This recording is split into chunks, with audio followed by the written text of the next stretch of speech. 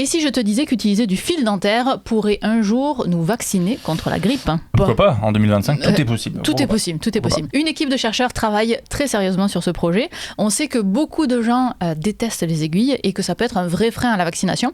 Alors depuis des années, les scientifiques cherchent des alternatives comme des sprays nasaux ou même, on en avait parlé, des crèmes pour la peau. Ouais, mais par contre, passer par les dents, c'est quand même assez surprenant, sachant que les muqueuses buccales sont quand même à la base des barrières conçues pour se protéger des corps étrangers. Comment on peut faire passer un vaccin? Oui, ça a l'air contre-intuitif. Ouais. En fait, c'est parce qu'il y a une petite faille dans le système, une faille dans la gencive en réalité.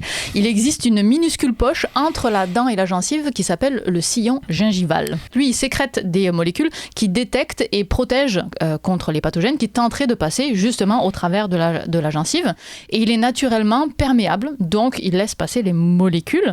Donc c'est une porte d'entrée pas mal vers le système immunitaire pour le vaccin. Ouais, c'est ça, et c'est là qu'intervient l'idée un peu folle, on va se dire quand même, de l'ingénieur Harvinder Gill qui a décidé d'utiliser du fil dentaire comme vecteur de vaccin. Il a recouvert ce fil dentaire du virus de la grippe inactivé et les chercheurs ont passé ce fil dentaire à des souris. Je te laisse imaginer la scène.